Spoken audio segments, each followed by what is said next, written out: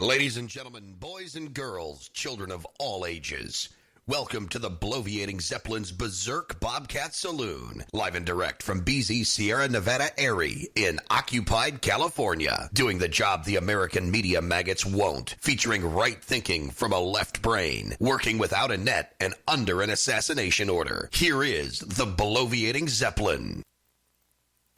I have come here to chew bubblegum and kick ass, and I'm all out of bubblegum.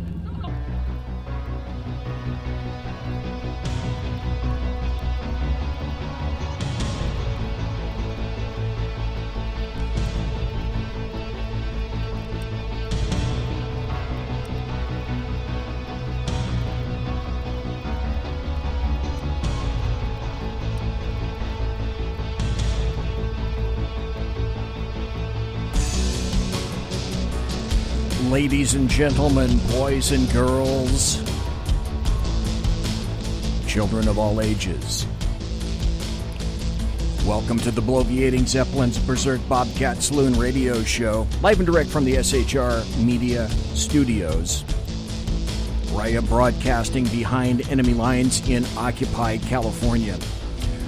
Tonight, it's Tuesday, August 27th, the year of our Lord 2019. Got a great guest for the first hour. But first, you got to belly up to the bar. We've kept your seat. It's great to see you back. Tonight, Tashay is going to be your bartendress. She pours with the best of them, and the lava lamp is, in fact, lighted. Well, in this video scene, you can't see that. We'll talk about that later, maybe in the second hour. But anyway, what that means is that you can listen and chat at shrmedia.com. Listen and chat at shrmedia.com. You can watch the show on video on the SHR Media Facebook page and the SHR Media YouTube channel. So you can listen and chat. Oh, and we also emphasize, hey, go to the chat room. No place else. The chat is at shrmedia.com. No place else. Got to tell you, we don't water our drinks just like we don't water our conversation, politics, religion, crime, culture, economics, race, sex, science, law. We talk about it all right here at the saloon. Nothing is sacred. The speech is free, but the booze is not. All we ask is that you flush the toilet, jiggle the handle. Don't forget to tip your waitress. For the first hour, I have a new and unique guest that I have never had on the show before. And hello? We'll see if he's here. Ah, there he is. This is one of the greatest times. This gentleman's name is GEORGE ELISEO. And George, you probably don't know all that much about this saloon, which is okay. And I've got my official introduction for you, but when a guest answers on the first ring, and I can't tell you, because of technology and how it works for BZ, I can't tell you how damn happy I am to hear you pick up the phone. Because that's just how the hell it rolls around here. Yeah, I'm sure you don't want your audience listening to 3 or 4 rings, right? Well, that's okay. It's not the rings. It's the picking up that matters. Okay. Because technology, the whole shtick on the show is I am essentially a techno-Luddite. Me and technology do not get along real well. I mean, I could go into the veritable litany of all this stuff. But no, it's not about me. Tonight, it's about you. So, folks, listen. Tonight, we have a brand new guest featured here in the saloon, and that would be GEORGE ELISEO. He is an 11-year veteran of and now retired from the San Diego Police Department. GEORGE ELISEO is also the author of the Kindle book Altering Course. It was released in October of 2013, which I believe, if I'm not mistaken, you've indicated on your Twitter page that it's coming out in paperback shortly. Well, I'm working on that, yeah. Okay. I'm a bit of a procrastinator. You may have noticed this. Well, that's all right. That's all right. Fingers crossed. Fingers crossed. Fingers crossed, always. That's so, my motto. The deal is, George and I have been corresponding back and forth on social media. And as everybody knows, he and I share a law enforcement background. I always enjoy talking to cops, obviously, and I also enjoy meeting and reading new authors.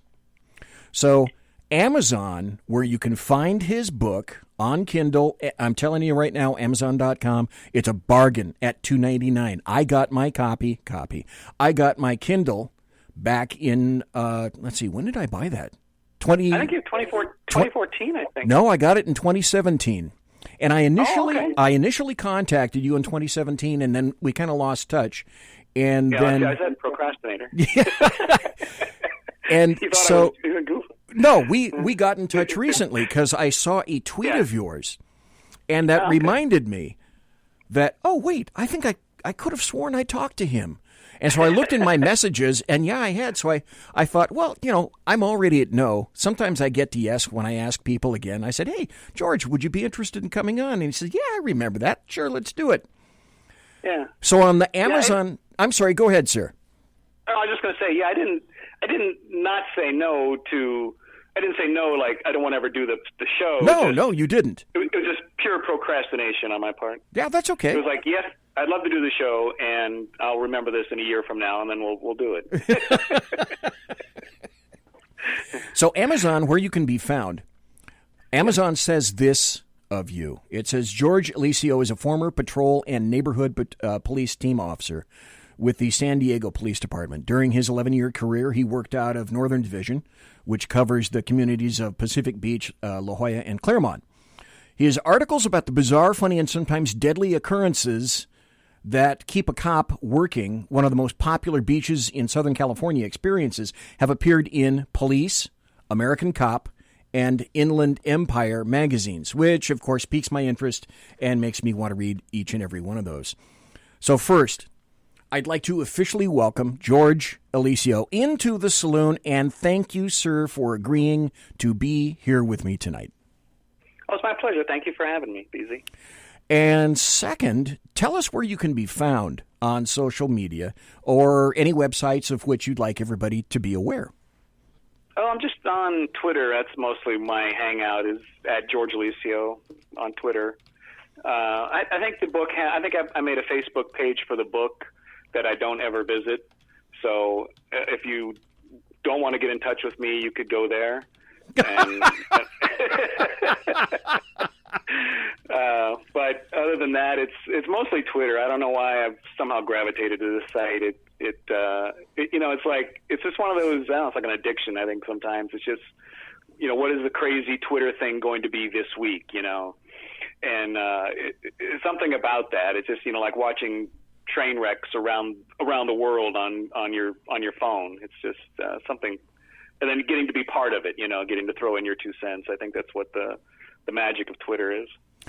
There is a magic of Twitter. I wish it was egalitarian in some fashion, but it really isn't. But occasionally you can really find some uplifting stuff there. Oh my God, did I actually say that about Twitter? Christ, what was I thinking? We'll get to your book, Altering Course, and we'll also talk about what you may have up your sleeve. But as your first-time guest, folks want to know a little bit about you. So, George Eliseo, where did you grow up, and where were you raised? So, born in Youngstown, Ohio. Lived there till I was like age 10, and then my family moved to San Diego. My dad kind of saw, a very smart guy. He kind of saw the writing on the wall because he was he worked not in the steel mill, but he worked in the steel industry. He was a welder, and I think the company he worked for built like steel tanks, for big industrial tanks. And so I think he kind of saw the writing on the wall, and so he was like, let's move to California. And we came out to San Diego, and he it was really fortuitous. He had learned to weld aluminum, which in those days was not as prevalent as it is today, where everything's made out of aluminum. So he had learned to weld aluminum back in the day, and so when he moved out here, the shipyards were building this one shipyard, Campbell's Machinery, or Campbell's Industries, I think the name is gone now. They were building tuna boats, tuna seiners, out of aluminum. Oh, okay. yeah, it was kind of a new thing. So when he showed up to apply for a job, and it's like, well, do you know how to weld aluminum? He goes, oh, yeah. So, well, you're hired. So, and then he stayed in the shipbuilding industry ever since, worked his way up, and that whole thing. But so it was Ohio, Youngstown, Ohio, to San Diego, California, which was quite the culture shock. I'd say I had a couple of years in Ohio myself. There are a couple of folks in chat who are saying, "Oh, a fellow Buckeye." Murray Brockman says, "Oh, a fellow Buckeye." So you're already popular in the chat room. Oh, great. I lived in Kettering for a while, and then my dad was a full bird colonel, and then we moved on base onto Wright-Patterson Air Force Base for a while. Oh, wow. So I saw Ohio, and then we came back to California. So what schools did you graduate from? Did you go to high school in Ohio and then move out? No, I was 10 when we moved out. Okay, here. that's right. So I was like, it was funny because in Ohio, because of the snow, as you know, all the schools it's an indoor, it's a big indoor building, with a playground outside. And then we moved to California, and it was all these bungalows, and all the buildings are, kind of you walk open air to wherever you're going, and it's like, well, what if it rains? Well, it doesn't rain that much, but no, it doesn't. So it was interesting. It was coming, and everything was different here. Canyons. We didn't have canyons in Ohio, and tacos and avocados and all these things. Like, what is all this strange stuff going on? San Diego is a really interesting town.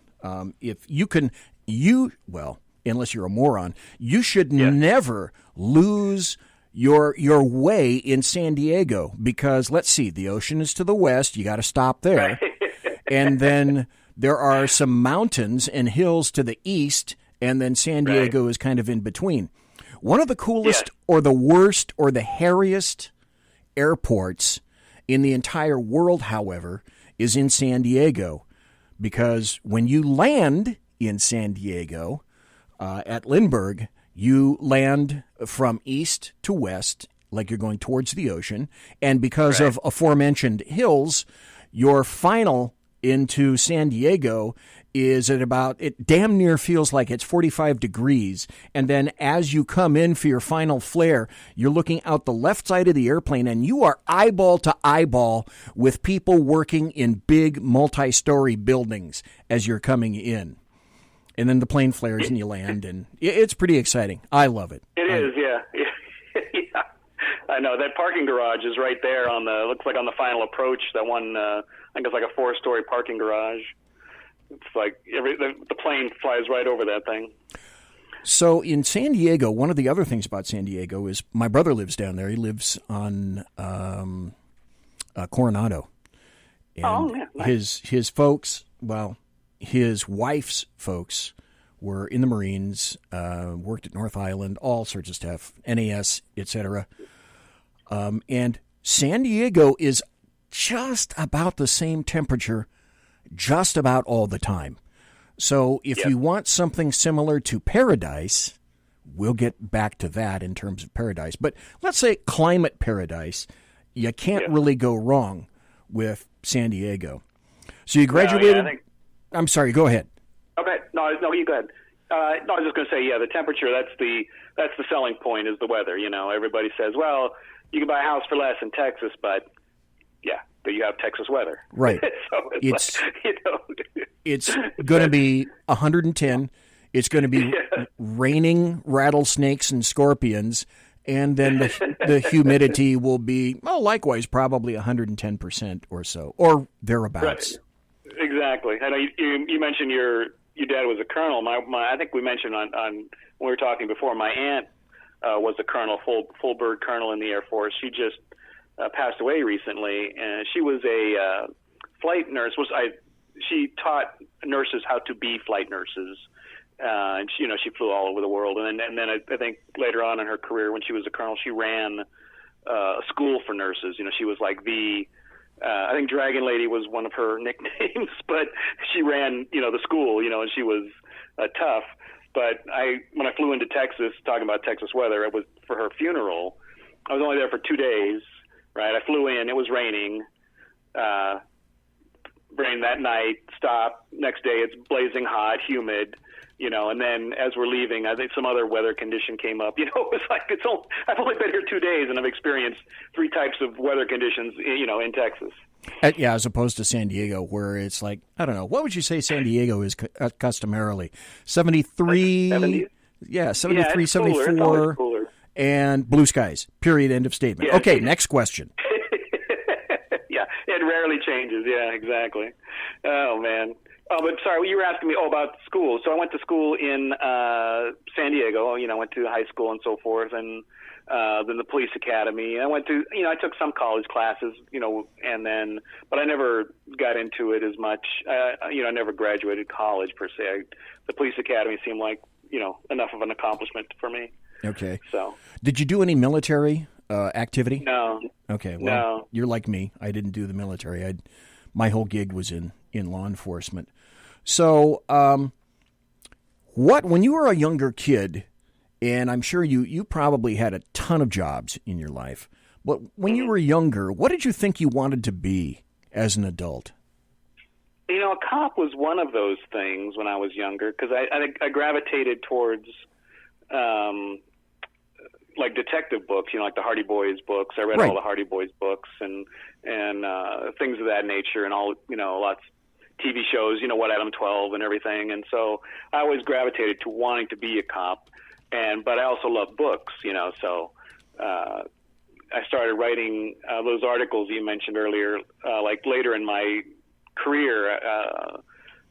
One of the guys that I work with was like the editor for Police Magazine, and I said, because I started writing for our little police newsletter, and then I stumbled onto him, and he said, "Oh, well, you can write. I'll send it in the magazine. We have a back page that you don't get paid, but we'll publish it. You have a byline and so forth." So then I started doing that. Then I started getting paid for it, and then when I retired, that's when I wrote Altering Course. So yeah, that was. But yeah, of all the jobs, I mean, it was always cop. Well, even before I was a cop, I was an EMT on the ambulance because my vision was not good enough to be a cop at the time.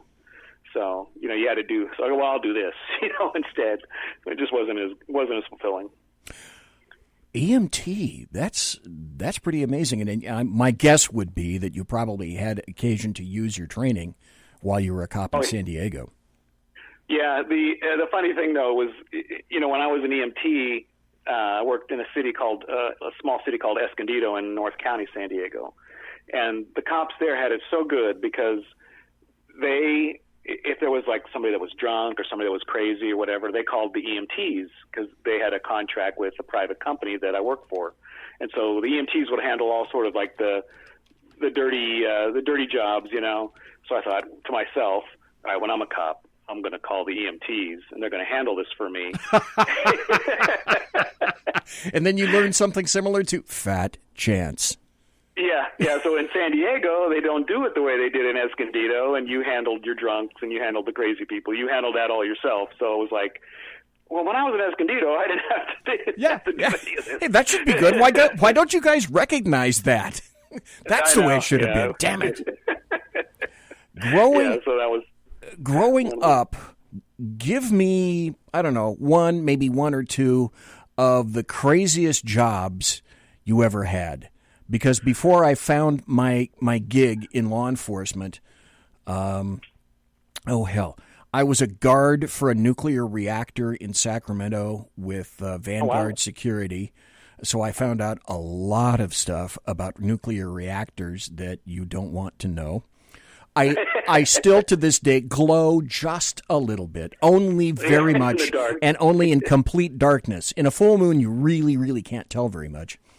I was a tow truck driver. I was a taxi driver. I pulled weeds. I worked in radio and KFBK. So what are some of the kind of wacky jobs that you did growing up? So worked at a car wash. It's not wacky, it's just kind of your first job. Right. Worked gas station, and then, but one of the wackier jobs. So when I quit quit being an EMT. My certification had lapsed, right? So I couldn't be an EMT anymore. I didn't want to pay the money to go through the school again because I'd already applied to San Diego PD, and I was going through the process. You know, the background process takes like a year or more, you know. And so I was like, I don't want to pay any more money to be an EMT, and I don't like being an EMT anymore anyway. You know, I've done it for 6 years. And so I thought I just needed a job to tide me over from the ambulance to the PD. So I thought, well, what are my skills? You know, I have, you know, some medical training and so forth. But so I end up at the local hospital being an operating room orderly. And one of the things the orderlies do, you know, normally, you know, you get the patients from upstairs and you bring them down to surgery and you transfer the bodies, the people over. They're alive. You know, hopefully they stay alive. That's our goal. You know, kind of the motto. But one of the things that they don't tell you is, oh yeah, so when the surgeons are finished, you guys are going to clean up all the bone and blood on the floor. Great. So we're going to do that. Yeah, okay. Perfect. Okay, so that was fun. So I did that for a year, and then I got into the police academy. So I left, which was my plan. But yeah, that was kind of the wackier, one of the wackier jobs. So you went through the police academy, I think, in 1989, and that was at Miramar College. They sponsored that. Correct. That's correct. Yeah. Okay. So when you worked for San Diego PD, in what areas did you work? In other words, like patrol or any other assignments, that kind of thing? No, it was all patrol. I started in patrol. Well, everybody starts in patrol, and then I did some like special assignment time, like with narcotics, because that was I was very good at it because of the EMT training. So you could, you know, as an EMT, you know, you look at people's symptoms all the time, and so you just transfer that over to narcotics because you always see the objective symptoms of narcotics use. And anybody that uses any kind of drug, you're going to see, if you know what to look for, you'll see the symptoms, right? So a lot of cops don't get into that or like that because, you know, you're looking into people's eyes and you're having them stick out their tongue or you're taking their pulse. And so there was a lot of cops that just shied away from that sort of aspect of it. But I found it fascinating. I loved the narcotics part of it. So then I did some special assignment time with our narcotics unit, and then we had at Northern Division they formed the neighborhood police team, which was a special assignment. It was really interesting, where you were in uniform, you know, you drove a marked unit, but you did not answer radio calls. You had an assignment. This was when problem-oriented policing was very popular, right? And so you had an assigned area. And so then, you know, this is my area, these 2 or 3 beats, and I'm going to I'm going to find all the problems in this area, and then I'm going to attack those problems. And so, you know, mostly it was drug houses and things of that nature, and all the crime that stems from that. So, and that's what we did, you know, me and my partner, and we were a special unit, and what was cool about that was not only did we didn't just make arrests, because normally as a patrol officer you'd make an arrest, you know, you book somebody into jail, and that was the end of it. So, but with us, we were able to we carried our own caseload like a detective. So we would do our own DA packages. You know, we would develop informants, although not officially. We didn't have informants where you had them signed up an informant where you paid them any money. But we would develop informants that would give us information and you know, just related to our beat and related to our problem, to whatever our problem areas were. So it was a really good. It was a really good concept, and it worked really well. And that was kind of, I did that for off and on for 3 or 4 years, right before I retired. So when you were doing that kind of stuff, did you get interested in and become a DRE, which is a drug recognition expert? I mean, did you ended up? Yeah, I don't want to interrupt you. I'm sorry. No, that's okay. I know. I was just curious if you kind of angled that way when you were in patrol or traffic on vehicle stops or whatnot. No, I saw guys that were DRE. You know, they would do the blood pressure. They did it a little bit differently than I did it, but I never needed it really because I already had so much medical background. Okay. So you know what I mean? It was like it would have just been a superfluous for me to do it. I saw them doing it. I saw, you know, there were some guys like Traffic. You're right, Traffic was big on that.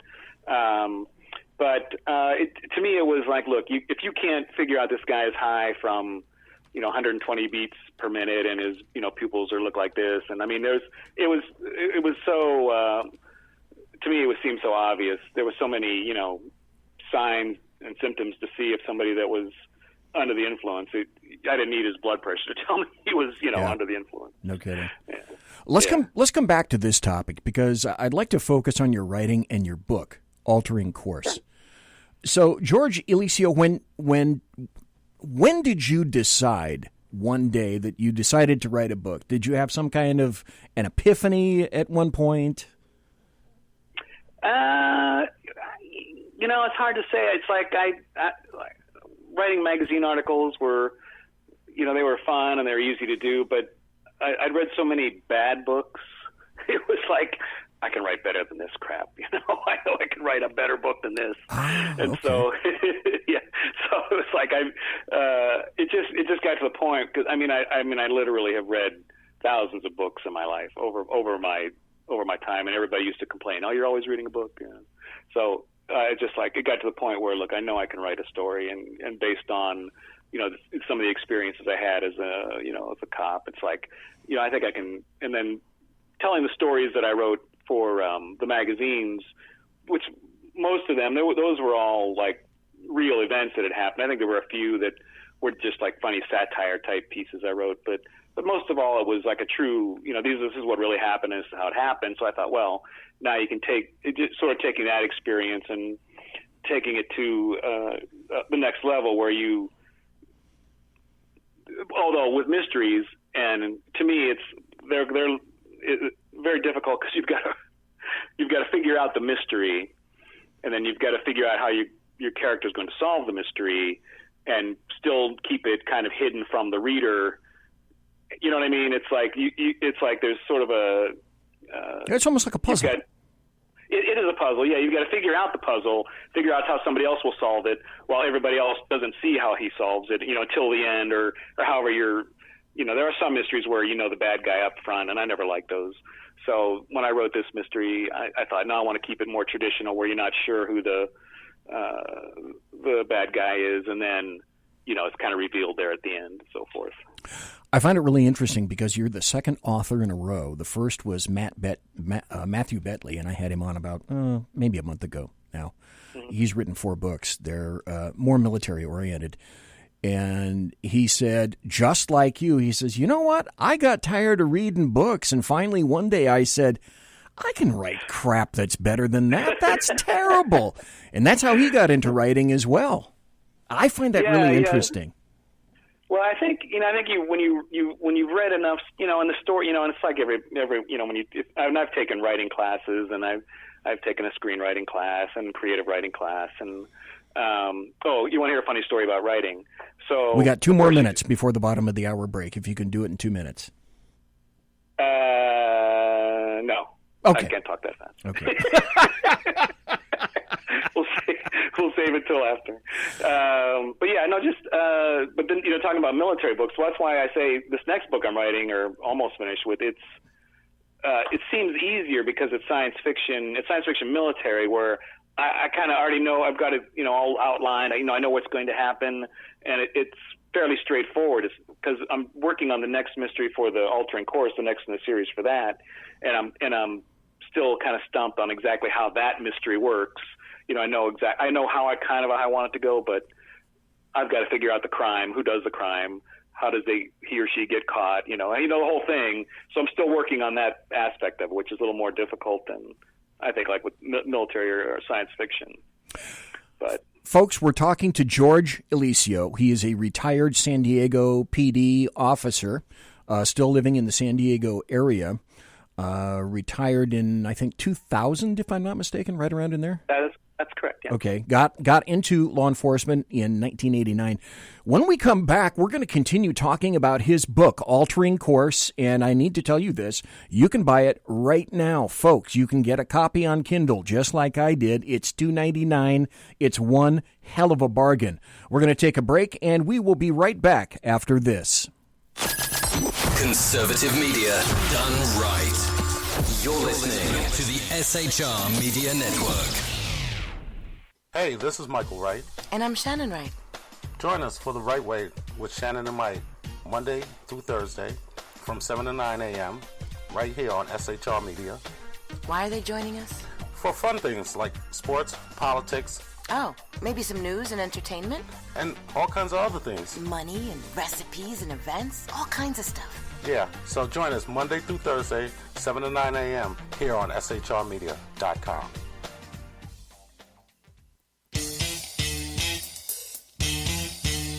From a public locker inside a dilapidated Long Island rail station comes a show designed to piss off liberals using truth, facts, and ridicule. The Lid Radio Show, featuring the conservative voice from the People's Republic of New York, the Lid himself, Jeff Dunitz. Tune in every Wednesday at 2 p.m. Eastern, 11 a.m. Pacific on the SHR Media Network. Go to shrmedia.com. At Lid Radio, we fight for the truth, justice, and a good kosher T-bone. If you don't listen, Hillary Clinton might sneak into your bedroom in her housecoat late at night and blame you for her election loss. It's the Lid Radio Show with Jeff Dunitz.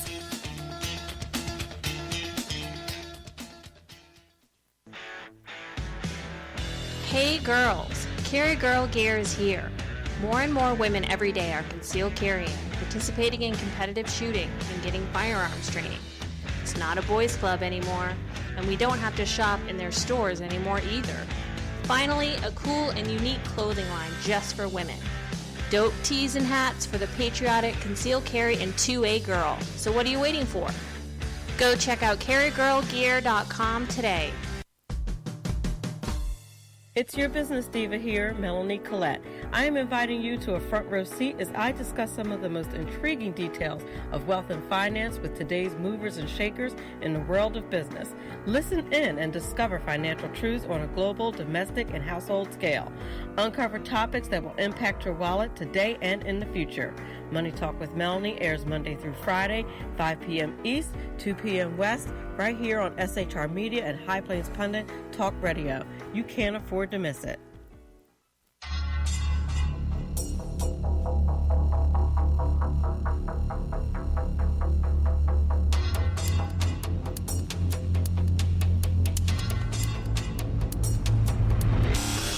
The new show on the SHR Media Network, Sackheads Against Tyranny. On shrmedia.com. Go there quick like a bunny, 11 p.m. Eastern, 8 p.m. Pacific, every Wednesday. Live and direct on the SHR Media Network. shrmedia.com. Be there.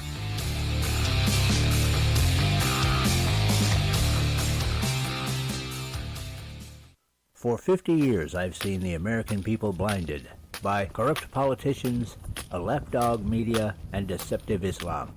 The one thing the elites fear is one man with a cane. I'm Dave Milner. Join me through Spreaker, iTunes, and SoundCloud, through SHR Media and the Western Free Radio Network, for half a century of experienced perspective on political and social issues, weekly on The Unpleasant Blind Guy. And catch me on Jeff Mitchell's EDL Radio on blogtalkradio.com. There's no surrender, ever. Because truth is not always pleasant.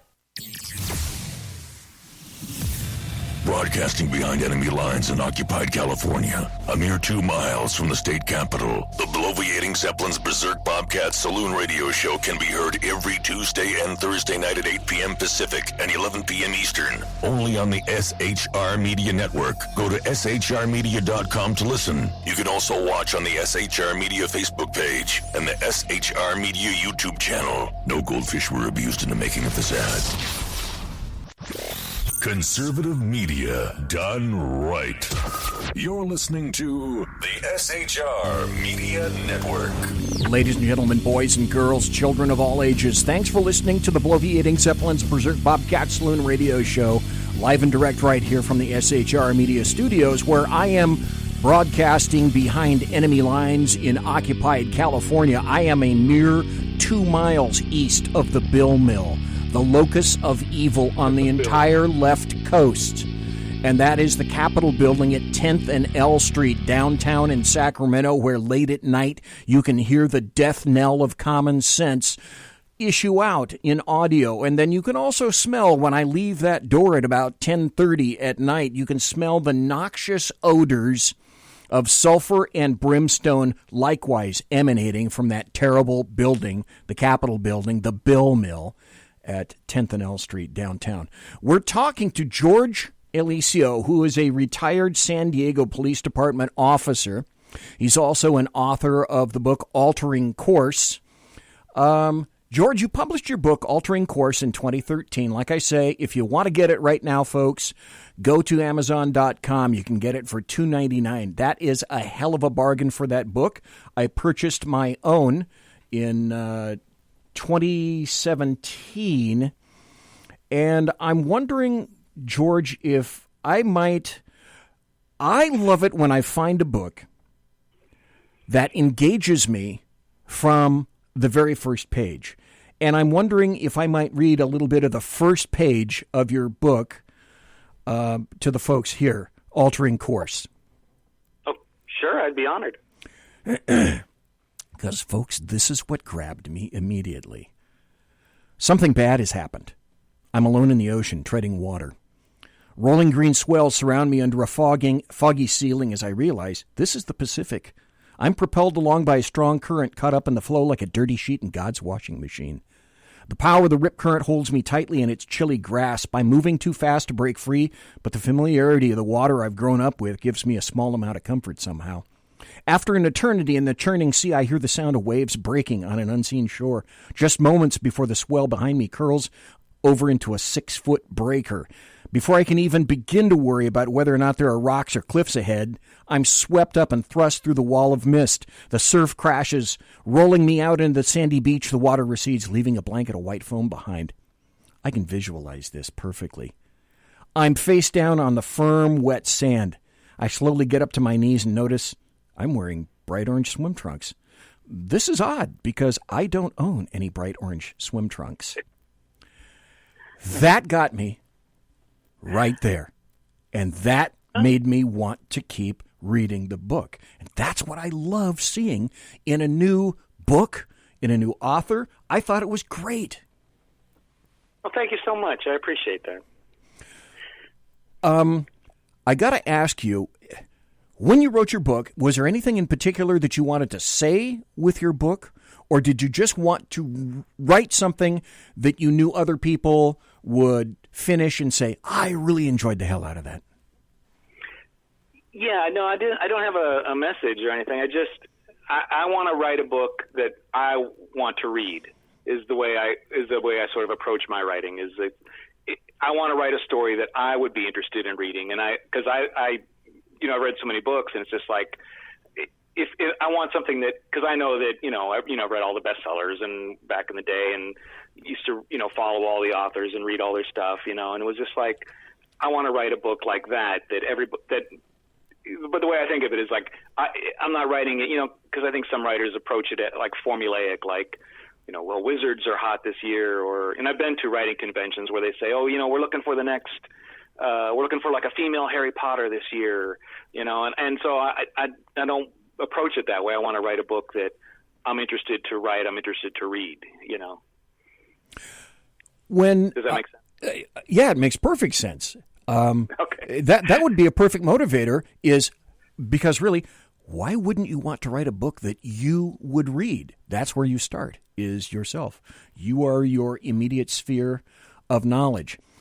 Right. What I'm curious about is, what did you find was your writing regimen? I always ask this of authors. For example, Are you a daytime writing guy? Are you a nighttime writing guy? Do you write with music playing? Does it have to be absolutely quiet? What's kind of your thing that gets you going writing? So I mostly write when I was writing that book, I mostly wrote in the morning, like first thing in the morning, like 8 a.m. I wasn't working at that year that I finished it. And so I was like, oh, well, if you want to hear the long, arduous tale of this book. Oh, so yeah. Hell yeah. I want to hear the story that you were going to tell me at the end of the hour, or at the end of the first half hour. I'll tell you that. No, that was the quick. So this is one of the things, because like I said, I always loved creative writing. I just loved writing, and I loved stories. So my brother, I was the oldest, and so my next youngest brother, he was in high school, like 2 years behind me.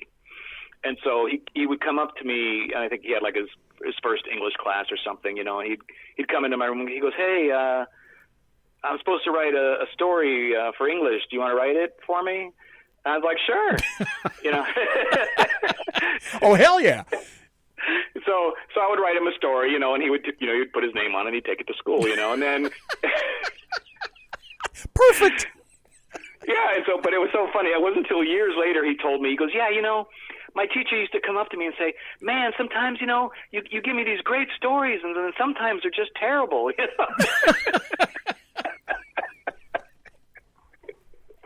So I was like, "Oh, well, yeah, okay. Now I see what the deal." But so with this book, Altering Course, so I wrote the first draft and like right after I retired, and then so.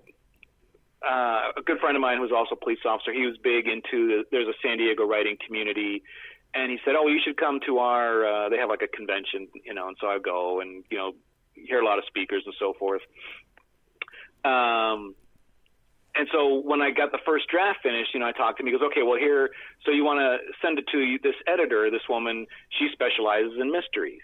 Oh, okay. So it was great. So, but she costs $1 a page to edit your book. So that's fine, I'll pay it.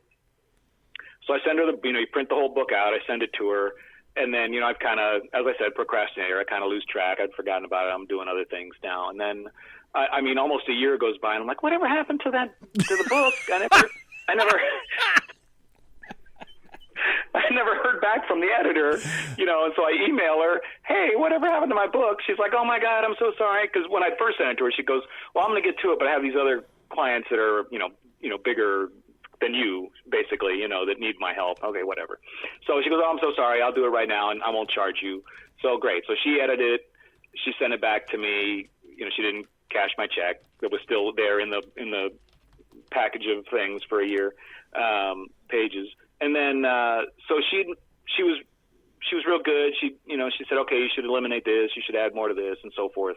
And she was very good. And so I took all her suggestions. I cut out all the sections and the characters that she didn't like, and because this is my first novel, so I needed all the help I could get, to be honest, right? So now I have the edited first draft with big chunks of of characters and things missing. Oh, but the overall story is the same. It's the arc is the same. The beginning and the end. But now there's these giant gaps throughout the whole thing. Like 30,000 words are missing. So I'm like, okay. So then there was like I said, there was this period where I wasn't working, and so I was like, all right, I'm gonna sit down and finish this book. And so that's what I did every morning. I got up and I wrote like 4 hours on the book. And then to answer your question about the music, I do always listen to music, and it's funny, I listen to like techno, like EDM music. Oh, okay. Yeah, I think because it doesn't have lyrics typically, so it doesn't draw on my brain. It doesn't get it's just the music playing. I tried to listen to like a radio show one time, like Rush Limbaugh or something, but I can't because I'm trying to process what he's saying, right. And then I can't figure out what my characters are saying if I'm listening to what he's saying. You know what I'm saying? Let me ask you another question, if I can. Some of the people in the chat room, and there's a number of folks in the chat, have asked me if they can call and ask you a question. So would that be possible? Oh, sure. I'd love too. Yeah. Okay. Matter of fact, I just dialed over to your chat room. I just realized that, like you with technology. Hey, I can talk to you and actually click over to your chat room at the same time.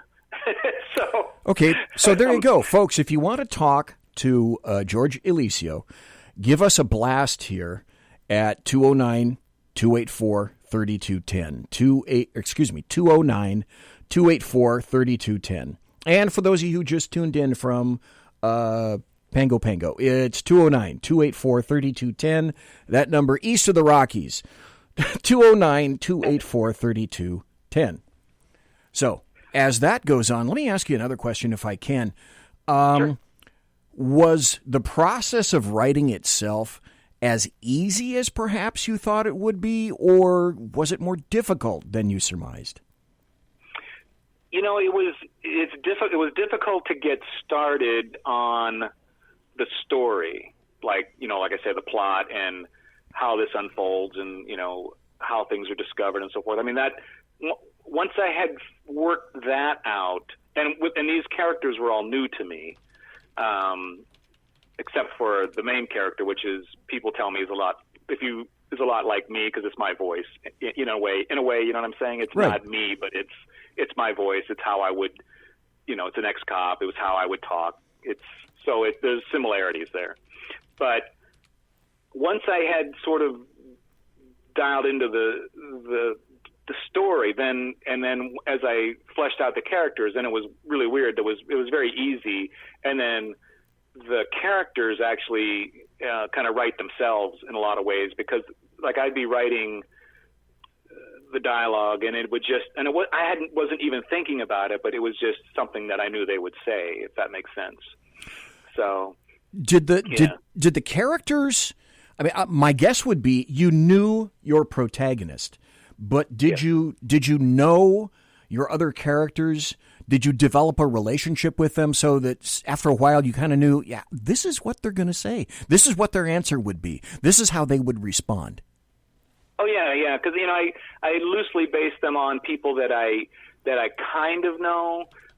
Like some of the characters are based on acquaintances. Because if I know, and to me, if I know the person too well, then it won't work. Like I can't base it on a family member. Okay. But if it's an acquaintance where, I've kind of formed my own opinion, it's somebody I know. Like I kind of know how they speak and their cadence and their accent if they have one, and I kind of know what's important to them, and I know a little bit about them, and then the rest I'm making up anyway. I think we all do this to an extent. You meet somebody for the first time and you think, oh, that guy's he's a gambler, or he's this kind of guy. We always make these sort of snap judgments about people we meet. And so it's just sort of the same thing where you, somebody and you've sort of imagined what their life is like, and that's all I do is I take somebody that I kind of know, and sometimes it's even actors. Like in my book that I'm writing now, there's a British character that I kind of loosely think of. I think of the actor Jason Statham, the transporter. Right. Okay. So I think of him and how he says things. And kind of like his attitude about things. And so I just draw on that, for example. Don't tell Jason, because he probably want money for this next book if he knows. Jason, stop listening. Turn the thing off, okay? Go pour some tea. I got a caller who wants to talk to you. Kaiser, go ahead. Darn it. Hey, Kaiser, I got echo out of that thing.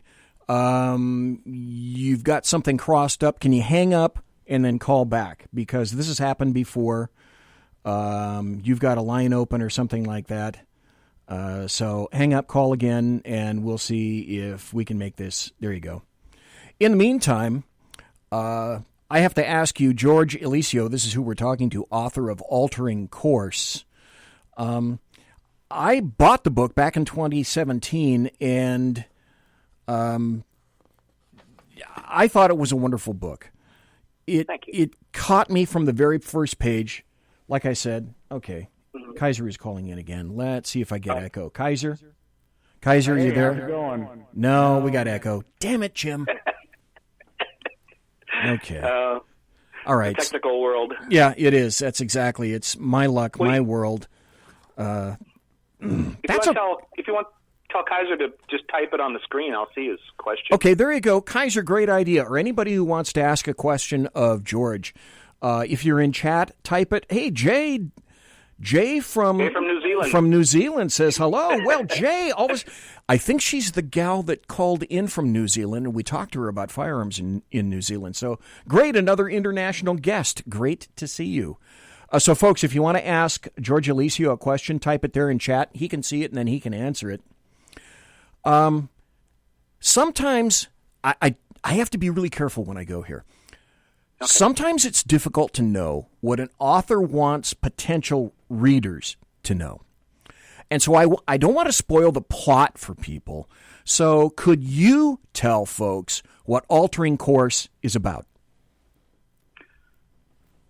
So Altering Course is the story of a medically retired San Diego police officer who is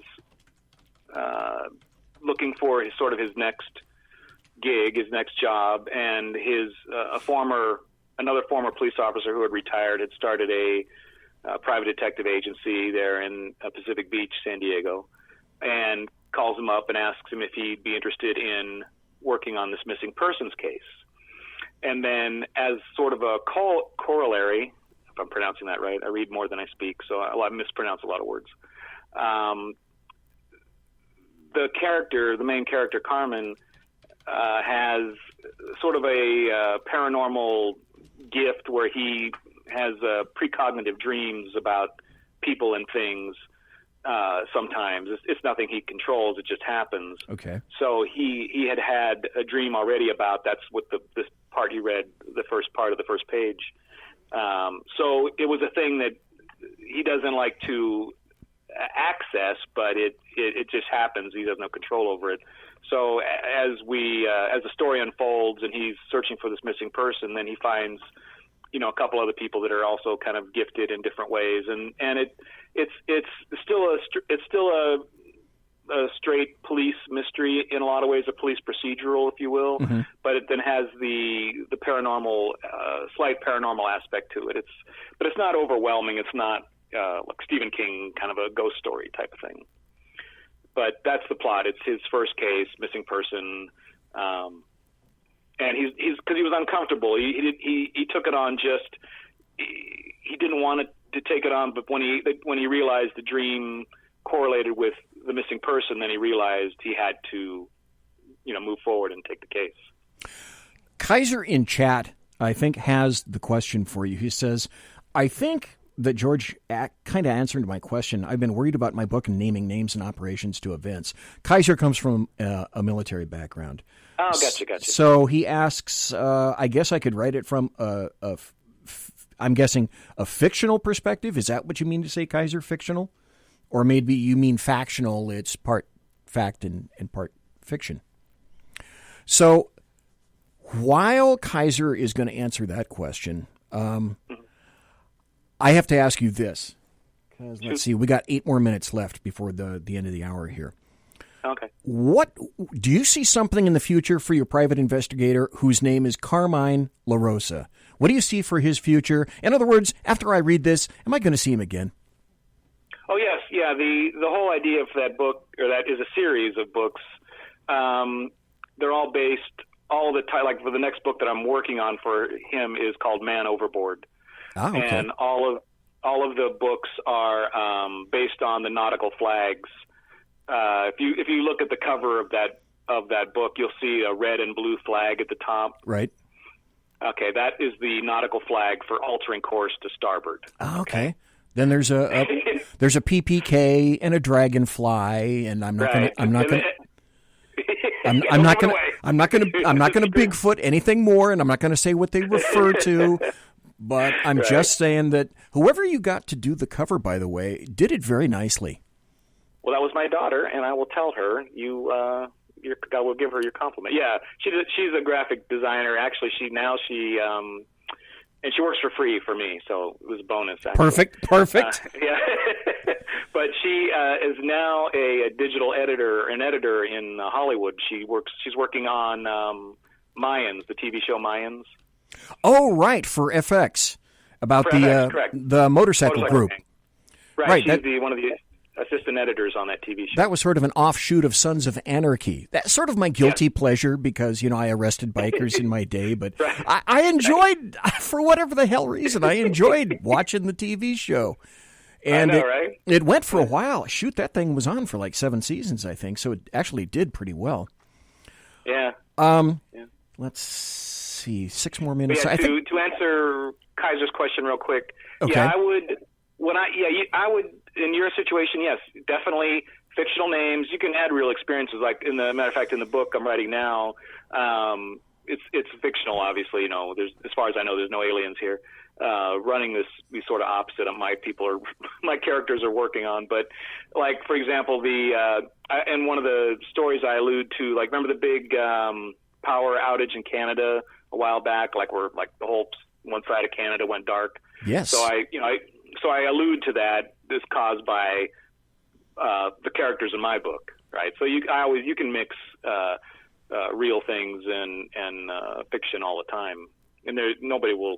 The only time you fall into a problem with fiction is if you describe some, like, say you have an enemy or your neighbor or somebody you dislike, and you describe them, even if you use a fictional name, but if you describe them well enough where other people could recognize, oh, you're talking about your neighbor Bob, and then he theoretically could sue you and win, because even though you changed his name, if it's a recognizable character or recognizable person, that's where you fall into some legal issues.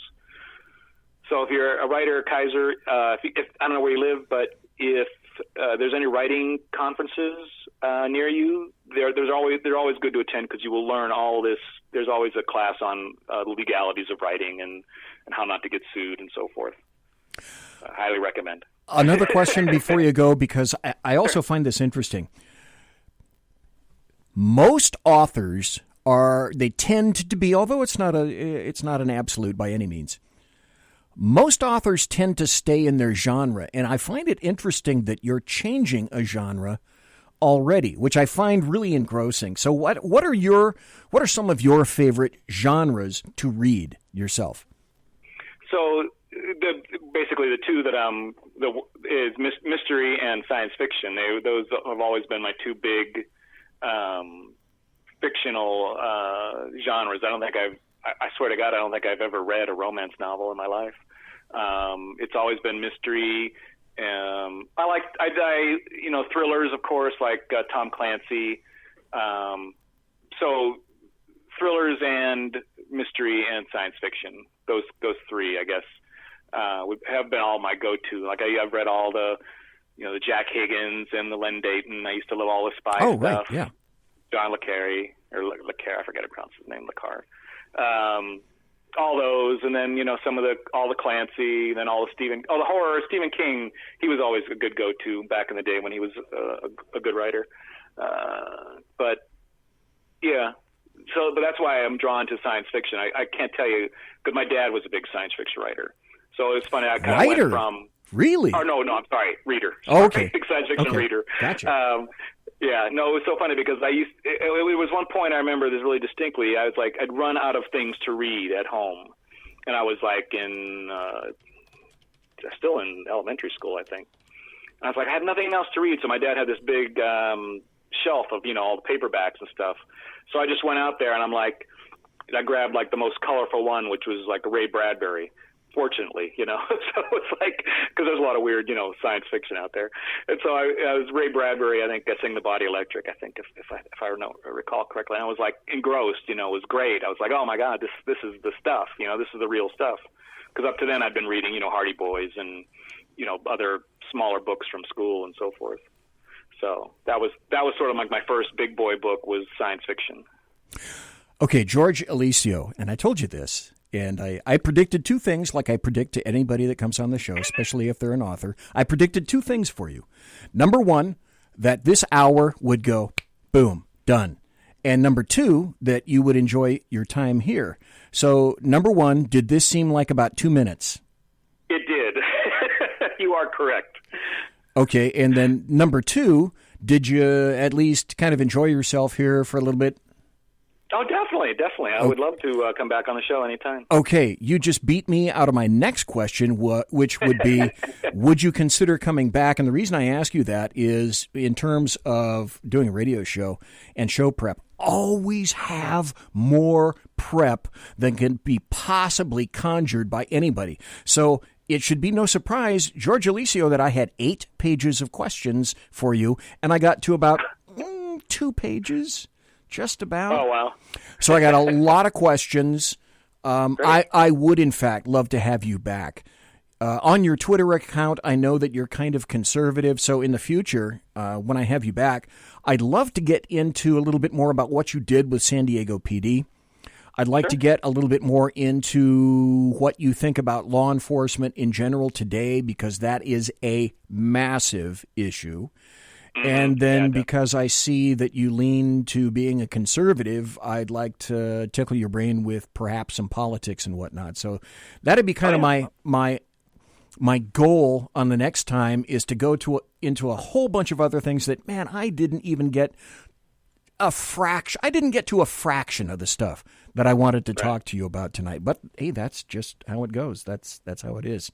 So George Eliseo, thank you ever so kindly for being here tonight. I greatly appreciate the time that you took to be here. Folks, read his book, Altering Course. You can find it on Amazon in Kindle form right now. It's $2.99. It is a bargain.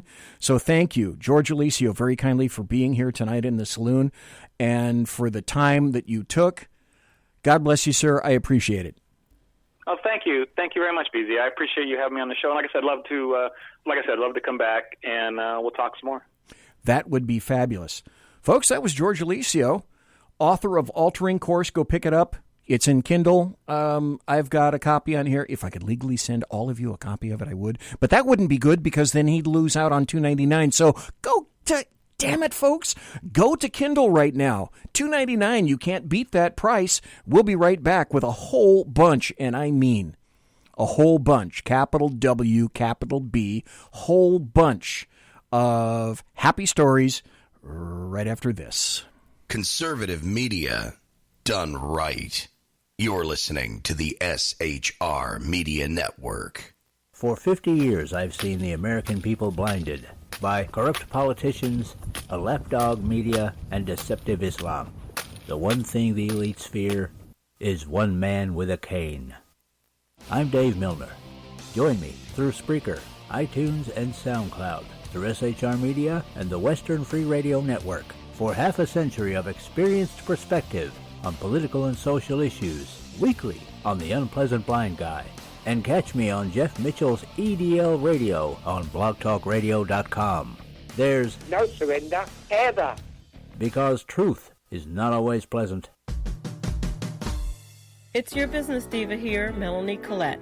I am inviting you to a front row seat as I discuss some of the most intriguing details of wealth and finance with today's movers and shakers in the world of business. Listen in and discover financial truths on a global, domestic, and household scale. Uncover topics that will impact your wallet today and in the future. Money Talk with Melanie airs Monday through Friday, 5 p.m. East, 2 p.m. West, right here on SHR Media and High Plains Pundit Talk Radio. You can't afford to miss it. From a public locker inside a dilapidated Long Island rail station comes a show designed to piss off liberals using truth, facts, and ridicule. The Lid Radio Show, featuring the conservative voice from the People's Republic of New York, the Lid himself, Jeff Dunitz. Tune in every Wednesday at 2 p.m. Eastern, 11 a.m. Pacific on the SHR Media Network. Go to shrmedia.com. At Lid Radio, we fight for the truth, justice, and a good kosher T-bone. If you don't listen, Hillary Clinton might sneak into your bedroom in her housecoat late at night and blame you for her election loss. It's the Lid Radio Show with Jeff Dunitz.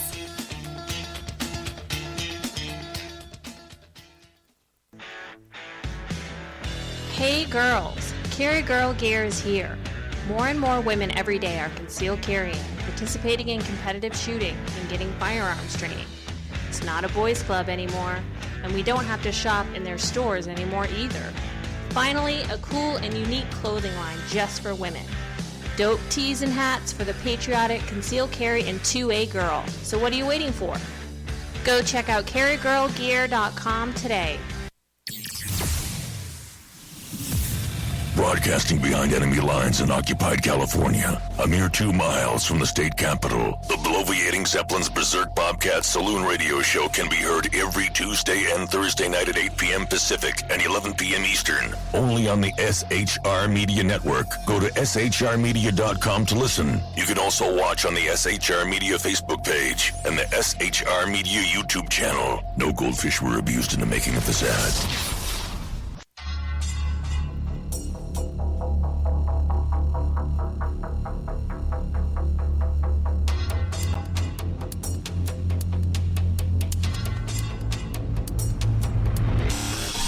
New show on the SHR Media Network, Sackheads Against Tyranny.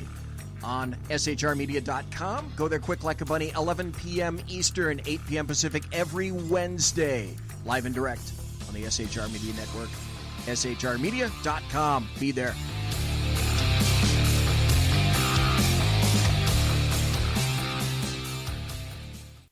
Hey, this is Michael Wright. And I'm Shannon Wright.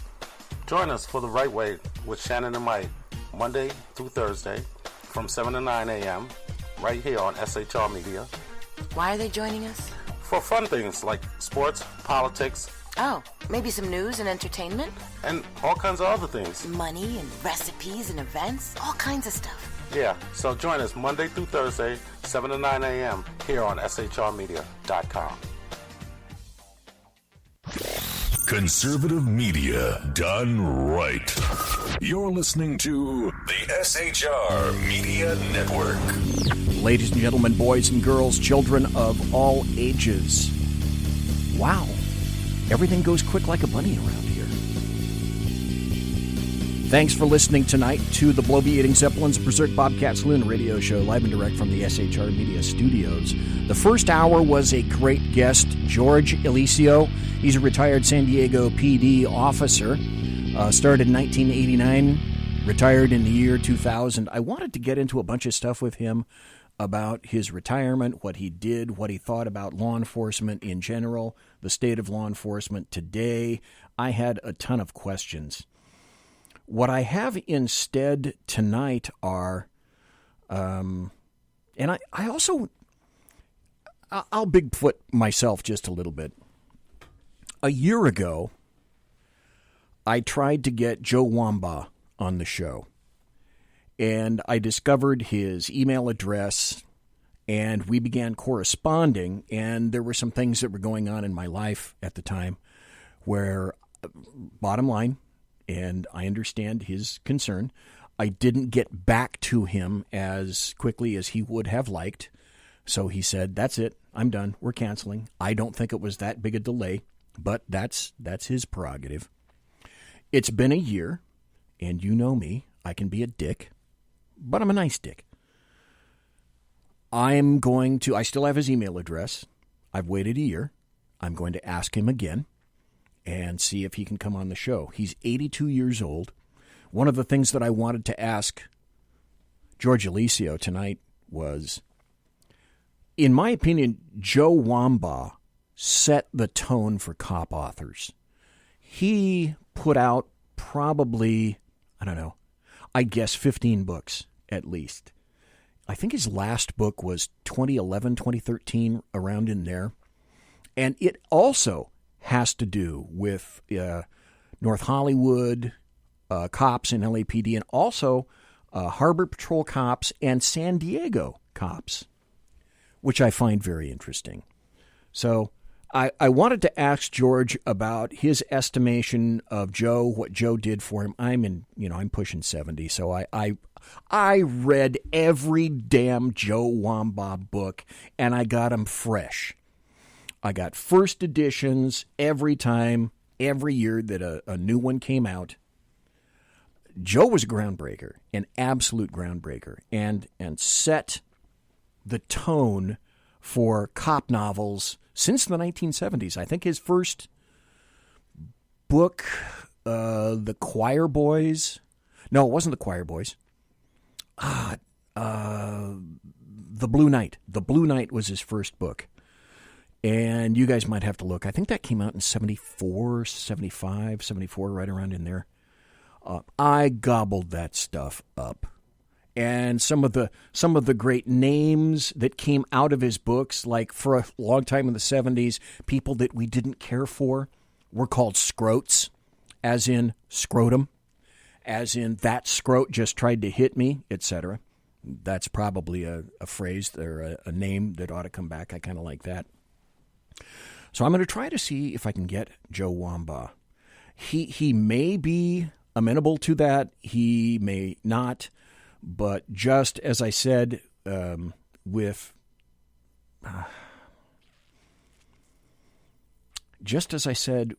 George, I'm already at no.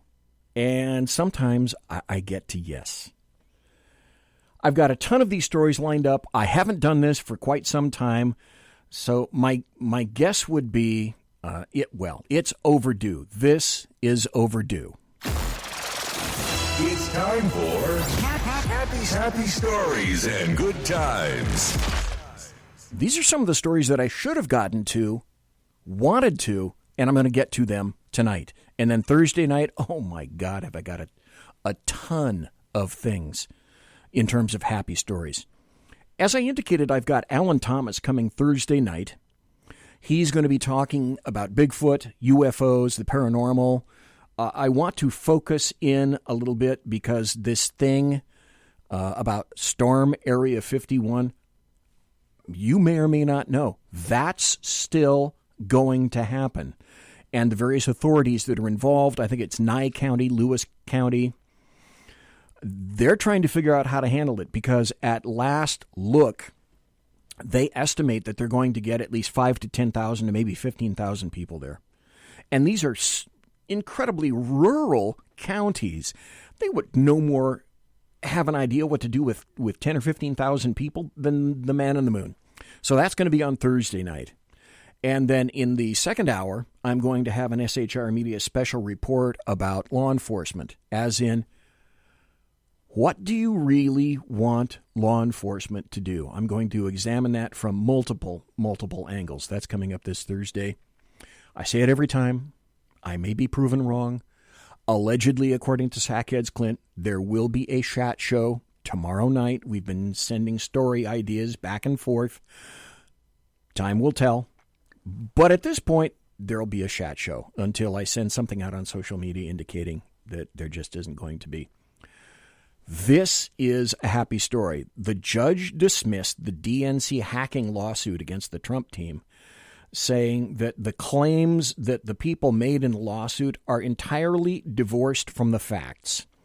A federal judge, in very, very frank terms, dismissed a lawsuit by the Democrat National Committee, the DNC, against key members of the Trump campaign and WikiLeaks over hacked DNC documents, saying they, quote, did not participate in any wrongdoing in obtaining the materials in the first place and therefore bore no legal liability for disseminating the information. The ruling came as Democrats increasingly have sought to tie the Trump team up with a ton of illegal activity in Russia. Please note, it's been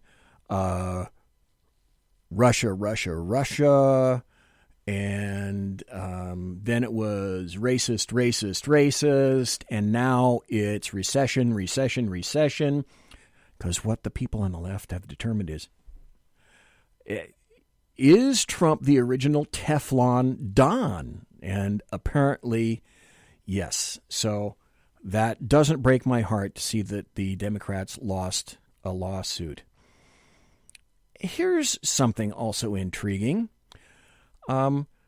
Another judge in a separate case slapped down the Democrat gambit in the Trump impeachment probe.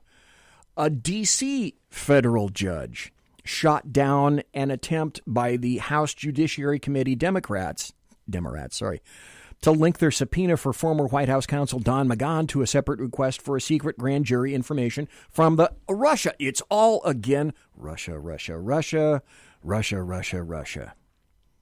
And, of course, you should also know that Jerry Nadler is continuing this specious I'm sorry, it's not a request. It's a demand for fresh Kavanaugh documents. These insane people just won't let this stuff go. Alaskan says in chat, put Jack on hot standby for tomorrow. Well, good point. Jack asked about it last week, as a matter of fact, and I got back to Jack and I said, well, yeah, except for the fact that we had some technical issues which we had to solve on Wednesday, or I seriously would have considered that. Here's another story from National Review. This is a happy story. This is who I think may be up for the next pick if RGB happens to disappear from this world prior to the end of 2020 and January 20th of 2021. Amy Coney Barrett strikes a blow against campus kangaroo courts. Well, BZ, what would that be about? And why is that a happy story? Her opinion, basically, holds universities legally responsible for their woke ideology. I think that's a great thing. People read court opinions describing campus sexual assault proceedings, and what we discover in retrospect, not up front, of course, is that there is a staggering amount of unfairness and ridiculous bias in essentially what are campus kangaroo courts. And they are driven, I'll be plain, by the need to literally find men guilty and rationalized by the Me Too #BelieveWomen ideology. And so campus administrators have systematically, in my opinion, discarded basically all fundamental notion of due process in American law. And courts on the right, there's a little bit of a tendency now. This is a little bit of a trend I'm noticing. Courts on the right and the left are starting to say no to this. They're starting now to block biased sexual assault adjudications. They're starting to actually protect fundamental fairness and attempting to restore what I would call sort of a deeper degree of sanity to colleges. But what occurred about a month or two ago, month and a half, I'd say, and this is how long I've been trying to tell everybody about this, is that the Seventh Circuit Court of Appeals decided that it was going to protect the 14th Amendment, and an all-woman panel led by Judge Amy Coney Barrett established a precedent that could be used basically against the woke college administrators nationwide. Here are the facts in the case, which are kind of unique. Air quotes, unique. After a female college student accused her ex-boyfriend of groping her in her sleep, this happened at Purdue University. So Purdue conducts an investigation and an adjudication that was so incredibly amateur and so incredibly biased that it's amazing to think that not kids but actual real grown-ups, real adults, could think that this was either fair or adequate or even a responsible thing to do. The plaintiff, was it John Doe, alleged that he was, this is a quote now in the suit, alleges he was not provided with any of the evidence on which decision makers relied in determining his guilt and punishment. His ex-girlfriend, imagine that, didn't even appear before the hearing committee. He had, this is a direct quote again, no opportunity to cross-examine his accuser. The committee found his accuser credible, even though it didn't talk to her in person. The accuser did not even write her own statement or provide any kind of a sworn allegation. And the committee did not allow the plaintiff to present, this is again a quote, could present no evidence, including witnesses. That's a farce. That is a farcical process. But in the world of leftists, Purdue University, in its enlightened woke state, found the student guilty and suspended him for a year. The suspension meant the automatic loss of John Doe's Navy ROTC scholarship, and he was kicked out of the ROTC program. Imagine that. The lower court dismissed the student's claims. All right, why wouldn't you? So he appeals to the Seventh Circuit, and a unanimous panel resurrected his lawsuit. So Judge Amy Coney Barrett, who I think in Trump's mind, she may be next up for RGB, depending on what happens between now and January 20th of 2021. She was essentially, basically, unsparing, shall we say, of her criticism of the university's procedures in probably what I consider to be one of the most, I guess, telling critiques of the process, with its permanent, devastating consequences for the student's career. She wrote that it, quote, fell short of what even a high school must provide to a student facing a days-long suspension.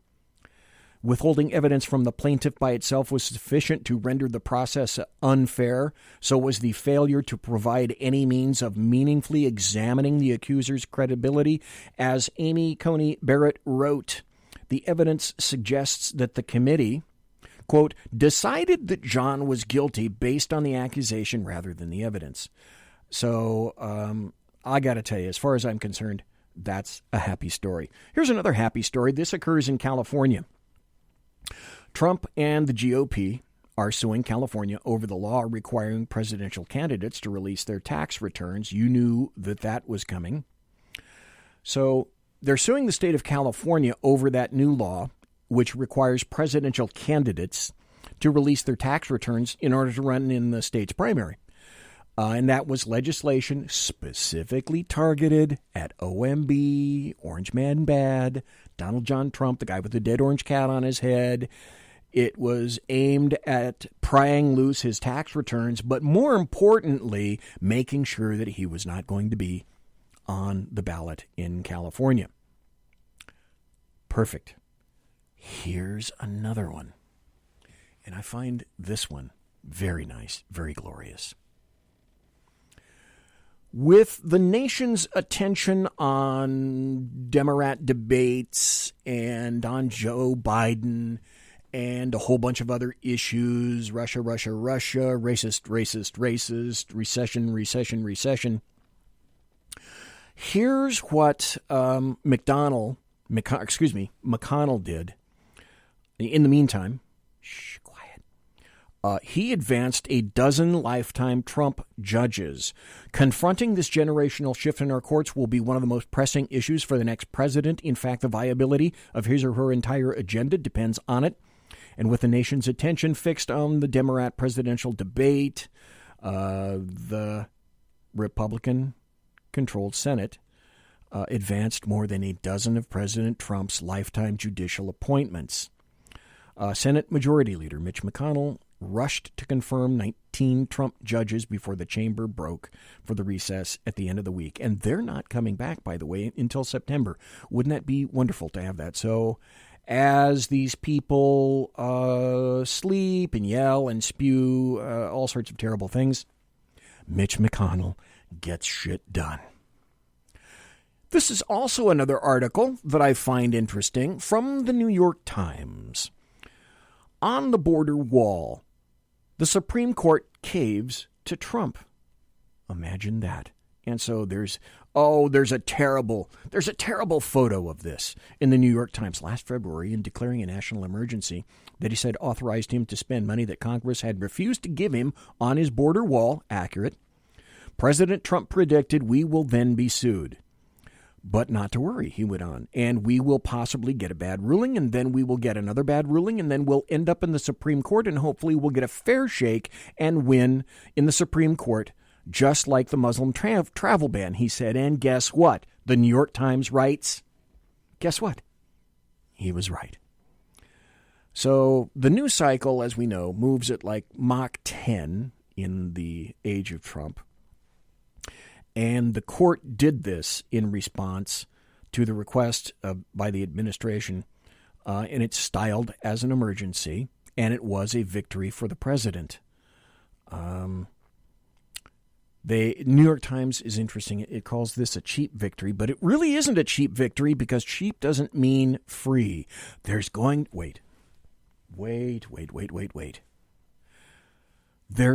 to be a price to pay, says the New York Times. Wait a minute. If I had a producer, there's going to be a price to pay, says the New York Times, meaning that I guess that wall isn't going to be free. Well, we all imagined that it was going to be free, didn't we? Hardly. This is from USA Today. Texas top elections officer. Imagine this. God, I hope you people are sitting down for this. 95,000 non-citizens found on states' voter rolls in Texas. Imagine that. Now, multiply that times Obama's 58 states, and you may actually have a very important number here. Texas officials are contacting county election authorities statewide to determine whether people who are not U.S. citizens are registering and illegally voting. Texas Secretary of State Whitley, the state's top elections officer, said his office has been working with the Texas Department of Public Safety, seeking to determine whether non-citizens are participating in Texas elections. He was appointed in December by Governor Greg Abbott. Stop. Do you think any governor other than Abbott would have been remotely interested in this topic? And the answer is no. That is why having a Republican governor in at least Texas, for God's sake, before turning this bastard purple, because that's certainly the point. All the things that Governor Abbott has done in Texas, I find them wonderful. Absolutely wonderful. So full speed ahead to Governor Abbott. And I also have a couple of videos for you guys to hear. Here's sort of I guess you could say this is a happy story, because if in the future you want to play audio confirmations of what you already know about the Obama administration in terms of hypocrisy, well, hey, here's one right now. 2018, they're telling you the existential threat to America is a bunch of poor refugees 1,000 miles away. They're even taking our brave troops away from their families for a political stunt. Because remember, all those illegals, they weren't coming in caravans, thousands by thousands and thousands and thousands, were they? Nah. At the border. And the men and women of our military deserve better than that.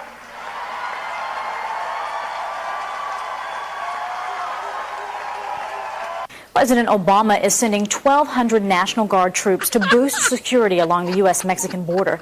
CBS News Chief White House correspondent Chip Reed has the details. Good morning, Chip. Wait, this is Obama doing the same damn thing, isn't it? Hypocrite.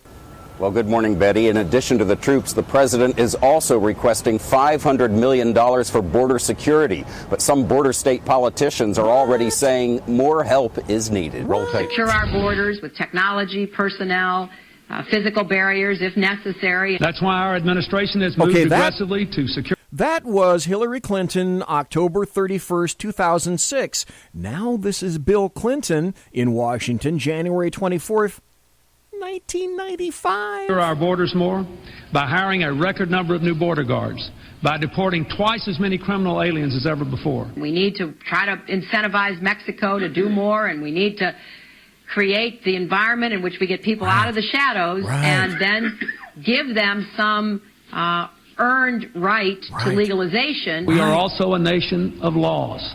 It is wrong and ultimately self-defeating for a nation of immigrants to permit the kind of abuse of our immigration laws we have seen in recent years. If they've committed transgressions of whatever kind, they should be obviously deported. We will try to do more to speed the deportation of illegal aliens who are arrested for crimes.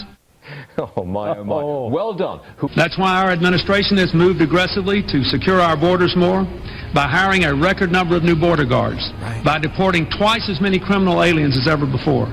Families who enter our country the right way and play by the rules watch others flout the rules. People who enter the United States without our permission. Ooh, this is little Chucky Schumer weighing in too. Are illegal aliens, and illegal aliens should not be treated the same as people who entered the U.S. legally. Isn't that right, Jack? Because we live in an age where terrorists are challenging our borders, we cannot allow people to pour into the U.S. undetected, undocumented. There you go. Massive hypocrisy. Thy name is Demorats.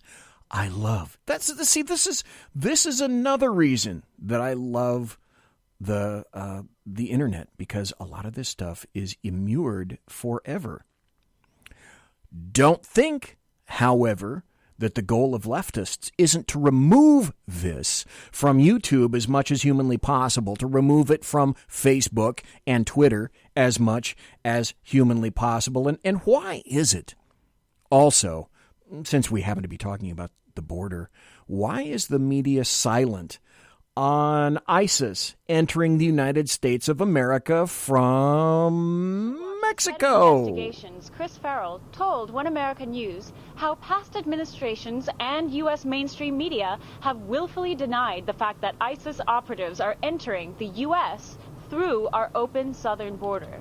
The Mexican foreign minister about 3 years back, Claudia Ruiz, in a news report said that she was shocked that there was this culpable negligence, that this willful blind eye turned by both the Obama administration and major media in the United States.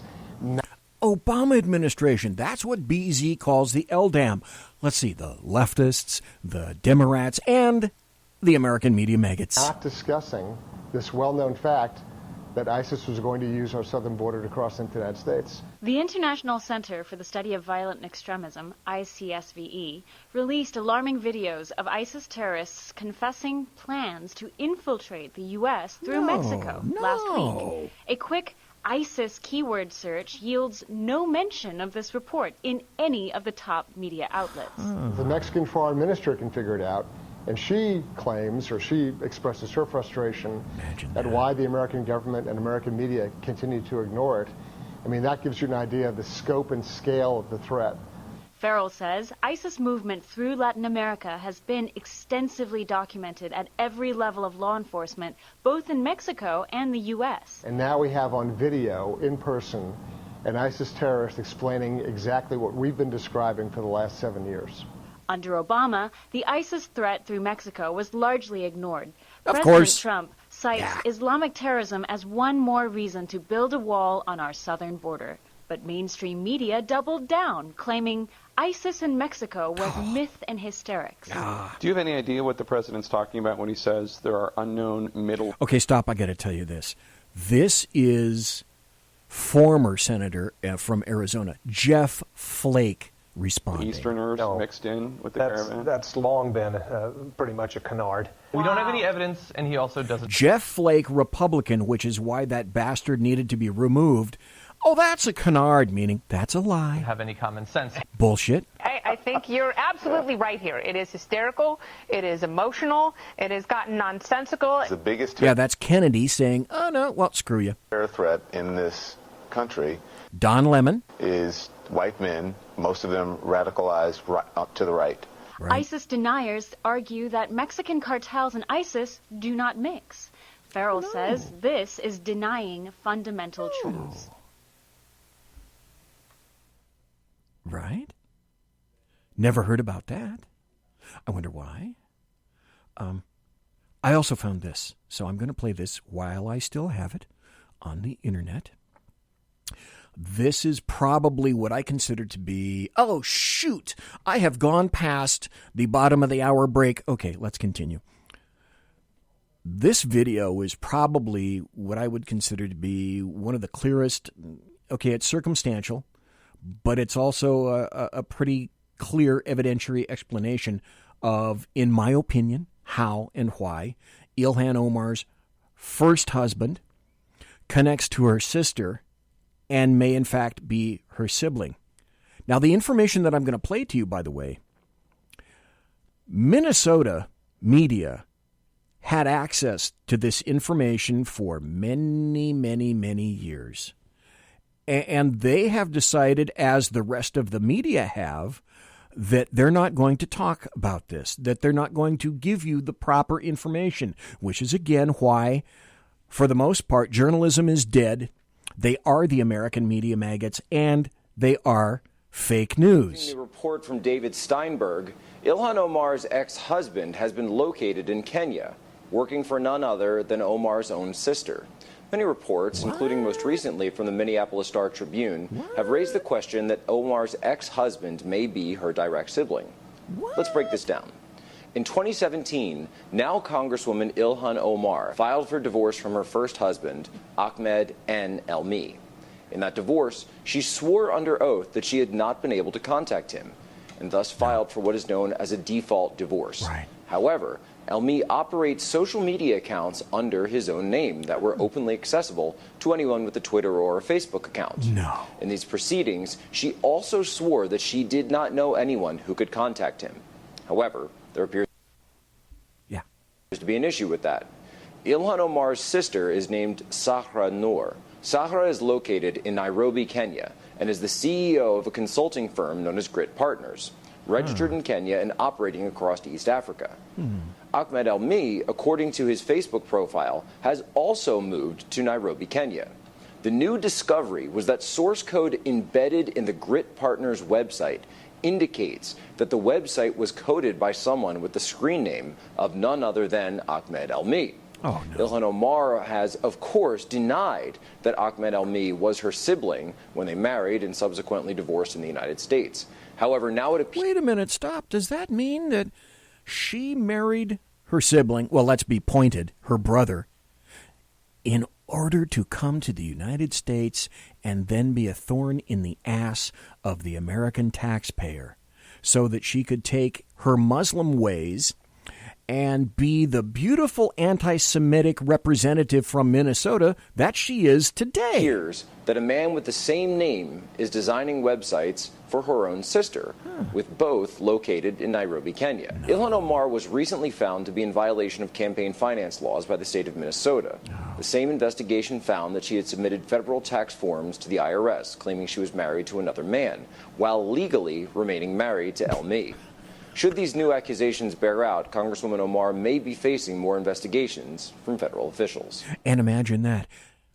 On that note, I discovered today that now there's apparently a push to recall Omar from the people who happen to be in, the American taxpayers in Minnesota. Here's another happy story. Gun sales surge fueled by first-timers, mostly for concealed pistols.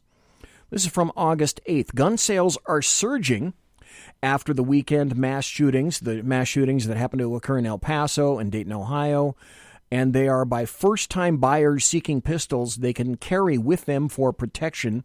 The latest jump validated a big increase in purchases and background checks recorded by the FBI that show the 4 most recent months higher than the same months in 2018. Imagine that people would want to be able to protect themselves.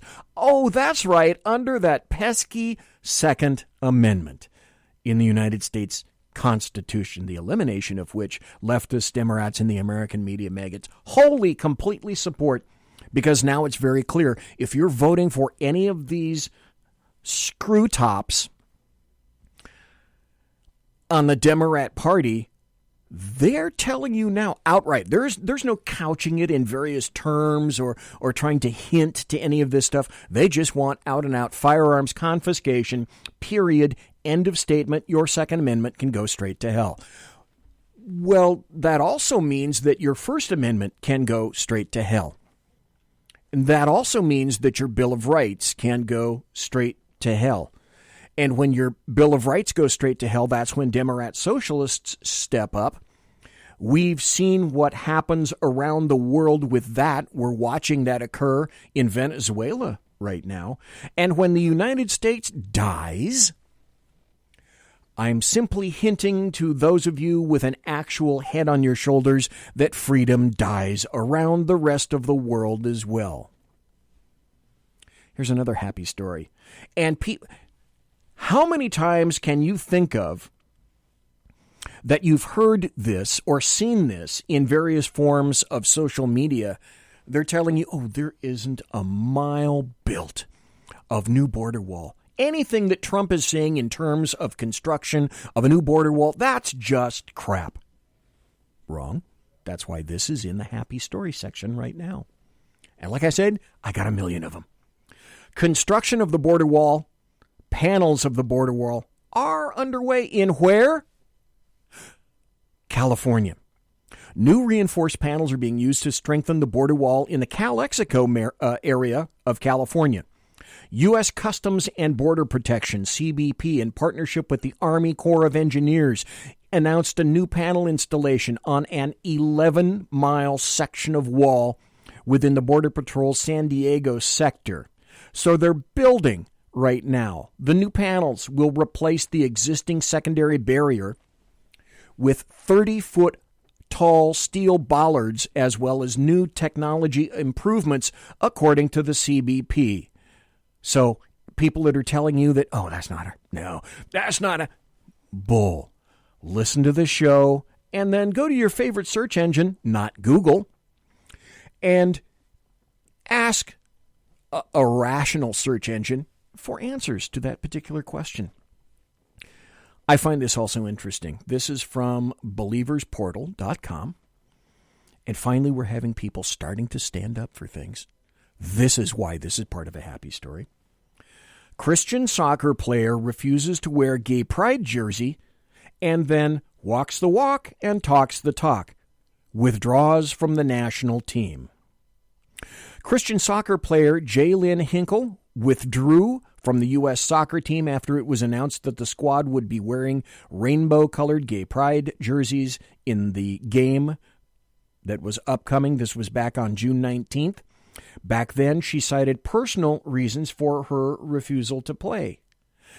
She declared Colossians 3:23 on her Twitter page, which said, "And whatever ye do, do it heartily as to the Lord and not unto men. If you live for people's acceptance, you'll die from their rejection." Imagine that. She's been called into the national team camp twice over the past 2 years. In 2017, she declined the invite for personal reasons. She later revealed what many suspected at the time. Hinkle, a devout Christian, felt so convicted in my spirit that it wasn't my job to wear the national team's rainbow number jerseys celebrating Pride Month. So you actually have someone with scruples. Imagine that. And just to reaffirm, I can't say that this is a happy story per se, but it is a story of which you need to be aware. And I submit this to you and proffer this for your listening and viewing pleasure in terms of this is the same government that you want running your health care. This is the same government that you want that has the efficacy and kindness and consideration of your local DMV. Because you'll love this headline. Federal agencies admit to paying $1.2 trillion in improper payments since 2004. Because, if they can't keep track of $1.2 trillion in improper payments, what makes you think your government is going to give one flip about you? Since 2004, 20 large federal agencies finally admit paying out an astonishing $1.2 trillion in improper payments. Well, wait. Whose money is that? Mine? Yours. Does this not appear to be just a bit flip to you? In terms of, well, we lost it. We don't know where it went. We made these erroneous payouts, but that's okay. It's not our money, so it doesn't impact us directly. Last year, these improper payments totaled $140 billion. That's, let's see, let's do the math on that one. Pull out the calculator here. That's going to be, $12 billion of your American taxpayer dollars lost, pissed away per month. Come on. But what exactly is an improper payment? Now, federal law says the term is payments made by the government to the wrong person in the wrong amount for the wrong reason. Well, that's buttressing, is it not? Happy, making it think that that's the same government that's going to be running your health care and deciding whether you even get any health care at all. So what does that mean? In other words, basically what that means is there is a lack of basic in-house financial control within the largest federal agencies.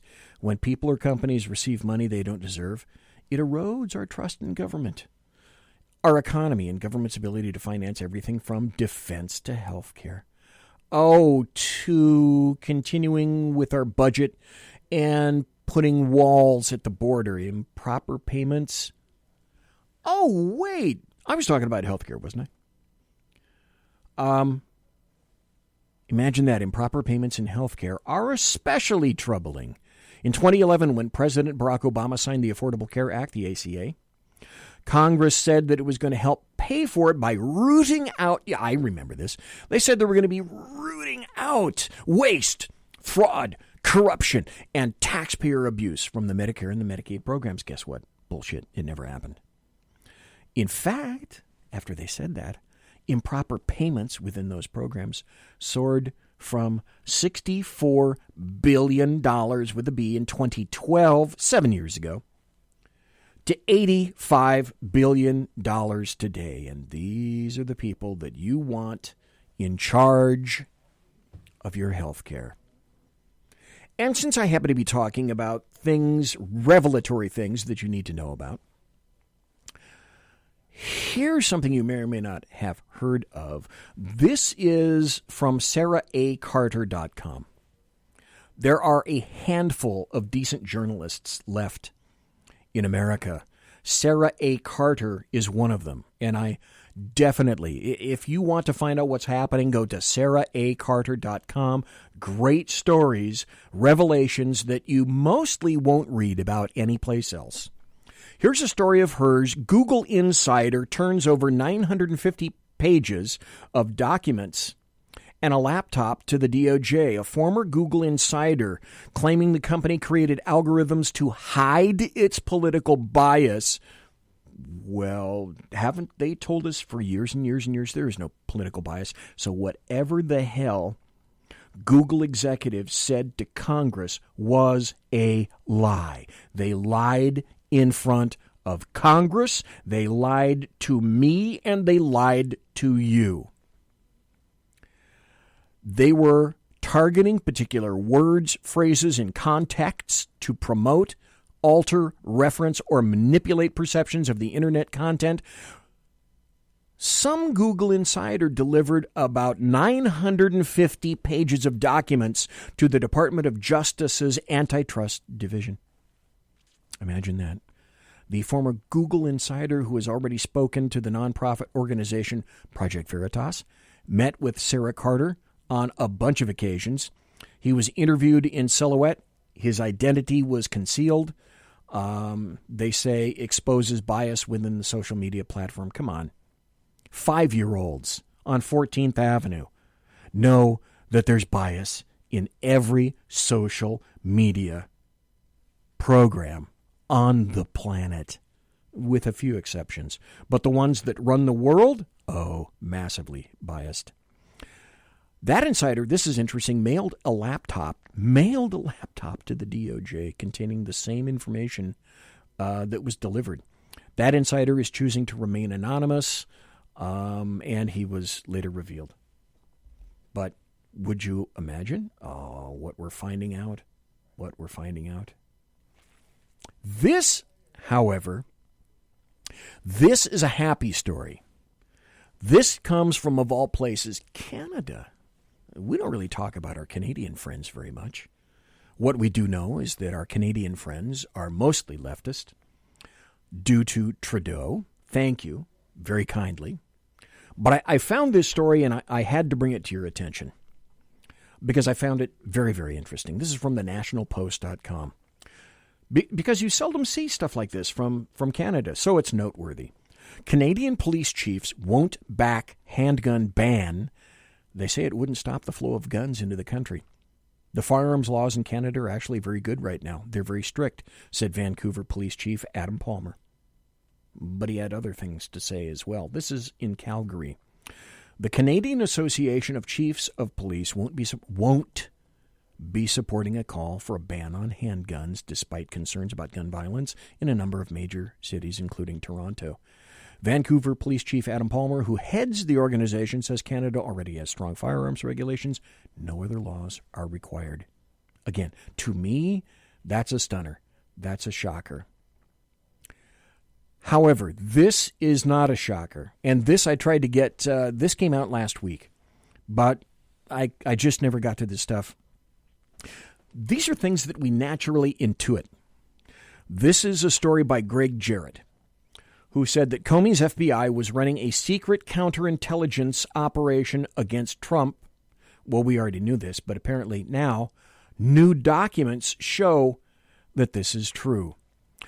And they confirmed that James Comey's FBI was running a secret and corrupt counterintelligence operation against the Trump campaign back in the summer of 2016 and repeatedly deceiving the Foreign Intelligence Surveillance Court, the FISA court, thereafter in order to wiretap a Trump campaign associate. I've said this for a long time. But this is interesting. It takes lawsuits to find this stuff out. That disclosure was a result of a federal lawsuit and a year of litigation. Despite efforts by FBI Director Christopher Wray, stop. If you think that Christopher Wray has your mind in mind, you would be wrong. Not as bad as Comey, but massively agendized. The FBI, you'd be proud to know, as a former agent myself, you'd be proud to know that, well, apparently the FBI continues to be politicized and is biased. Woohoo! Great. After a year of litigation, despite efforts by Christopher Wray to obstruct, a federal court issued an order that forced the FBI and the DOJ to produce records known as 302s. 302s are like the narrative in a police report. The 302 is just a form number on that. They're basically summaries of interviews that FBI agents conducted with Bruce Orr, a top DOJ official. The 302s show that the FBI and the DOJ were warned repeatedly by Orr that ex-British spy Christopher Steele was virulently biased against the target of their investigation, Trump. Imagine that. The bias tainted the credibility of the dossier Steele composed, upon which officials in the Obama administration relied when they officially launched their counterintelligence investigation on July 31st of 2016. The dossier was also the basis for surveillance warrants against former Trump campaign advisor Carter Page. Did he go to jail? No. The FBI and DOJ ignored the warnings of bias and actively concealed it from the FISA court. They never advised the judges that the information contained in the dossier was unverified. They hid from the judges that it was all funded by the Clinton campaign and the DNC, the Democrat National Committee. Our country had to be sued for this information to be found and made transparent to you and me, the American taxpayer. The court was never told that Orr's wife helped cultivate some of the research used against Trump. Having fired Steele for leaking to the media and lying about it, the FBI and DOJ represented to the judge that Steele was reliable when they knew he wasn't. They continued to rely on him months after his termination because, you see, you have to go back every 90 days to reaffirm FISA warrants. Imagine that. These are things that we already knew. Here's another interesting story. And you know what? I bet this may even involve you. There's an FBI document that came out early in August, early this month, that warns that conspiracy theories are a new domestic terrorism threat. I hope you got that right. Conspiracy theories are a new threat.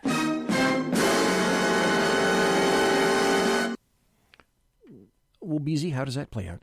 The FBI, for the first time, has identified fringe conspiracy theories. Well, who gets to determine fringe?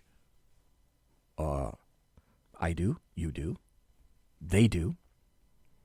Fringe conspiracy theories as a domestic terrorist threat, according to a previously unpublicized document obtained by Yahoo. The FBI intelligence bulletin from the Phoenix field office, dated on May 30th this year, describes, quote, conspiracy theory-driven domestic extremists. If you're willing to consider theories, you're an extremist now. It's a growing threat, and notes that it is the first such report to ever do so. It lists a number of arrests, including some that haven't yet been publicized, related to violent incidents motivated by fringe beliefs. Fringe beliefs. And also, were you aware of this? This is probably going to be the last story for the night. This is from the Washington Free Beacon. Were you aware? Well, come on, listen.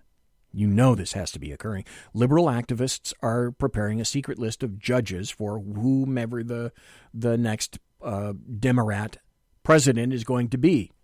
I personally think it's going to be the guy with the dead orange cat on his head. Activists are beginning to identify progressive judges. They only want progressive judges to fill the courts should a Democrat win in 2020.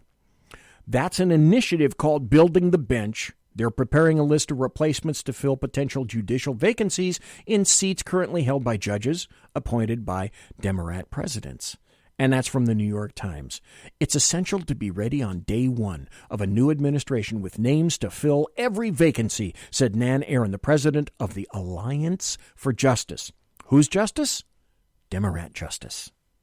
Only Democrat justice. Leftist justice. And American media mega justice. This is to start identifying people so the new president won't waste a minute in addressing this new need. Okay, I lied. There's one final article. I wanted to get back to this back in June even. And you have to ask yourself, I used to ask myself, hey, whatever happened to the guy that used to occupy the White House, number 44? Whatever happened to him? Because I know he was building a brick house in Washington, and then he put up a big wall around this house because, walls don't work. And then the creepiest thing imaginable is he had Valerie Jarrett into this house with Obama's kids and Obama's wife, Michelle Mabel. Whatever happened to Obama? He's not a big fan of Joe Biden, apparently. But this is interesting, from the BeltwayReport.com, it said, we tracked Obama's movements for over a month, and based on his meetings, it's time to question whether he's running a shadow government. The story says, we started tracking former President Barack Obama's movements over 4 months ago, and frankly, we're worried at what we found. Most Americans have not had the time nor the inclination to make a deep dive into how many federal agencies and employees were involved in the attempted coup of Donald Trump. Thank you. At least this writer indicates what I've believed for quite some time. It was a soft coup against you and me and Donald Trump. Even fewer have considered the ramifications of what a widespread interagency operation may mean to their own constitutional protections. They should care because our republic has been gravely imperiled by these deep state actors. If they can get away with this level of corruption with the intent to incriminate a president, what chance does an ordinary citizen like you and me have when targeted? That's been my point all along. If the government can screw over people, big people, well, they can step on us with great impunity, and no one will care. So basically, the deal is, here's some points. German Chancellor Angela Merkel has received former U.S. President Barack Obama at her office in Berlin for a meeting characterized by German officials as a routine private encounter with a former international peer. So why is she meeting with Angela Merkel? Obama jetted to Paris for secret talks with Emmanuel Macron. Why were they secret? Source familiar with Macron had said that he'd sought the call. He's hoping to preserve France's pro-European Union bent. Wait a minute. Huh. So what is happening? What is happening to our country behind our eyes? Well, if you want to know, keep listening here. Keep reading my blog at bloviatingzeppelin.net. Keep interacting with me at BZEP on Twitter, at BZEP. Keep listening to The Saloon every Tuesday and Thursday night, starting at 8 o'clock Pacific and 11 p.m. Eastern. With luck, there will be a chat show tomorrow. I'm going to have a great guest, Alan Thomas, on Thursday night. And I'm going to have a great SHR Media Network special report in the second hour on Thursday night. What is it that you really want out of law enforcement? Because it's kind of like this. Remember the song from the Talking Heads? Watch out. You might get what you're after. Monsieur has been locked!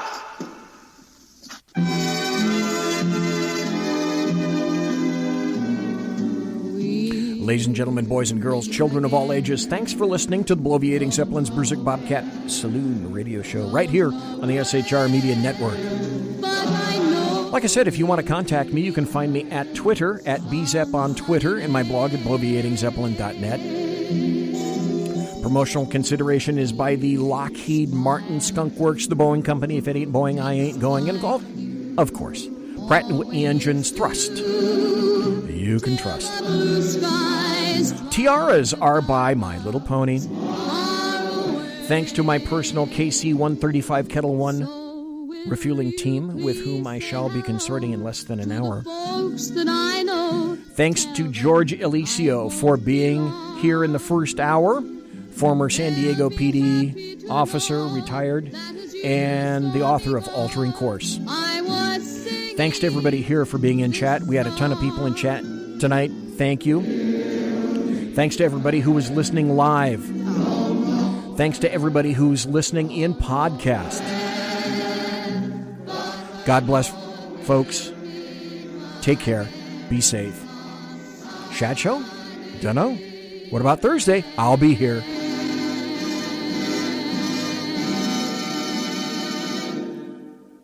Everybody quiet down now and get some sleep. Night, everybody. Good night, Mama. Good night, Ben. Good night, everyone. Good night, Mama. Good night, Daddy. Good night, children. Good night, Daddy. Good night, Elizabeth. Good night, John Boy. Good night, Jim Bob. Good night, Jim Bob. Good night, Jim Bob. What's going on? I was asleep. What's everybody doing? Good night. Good night, Jim Bob.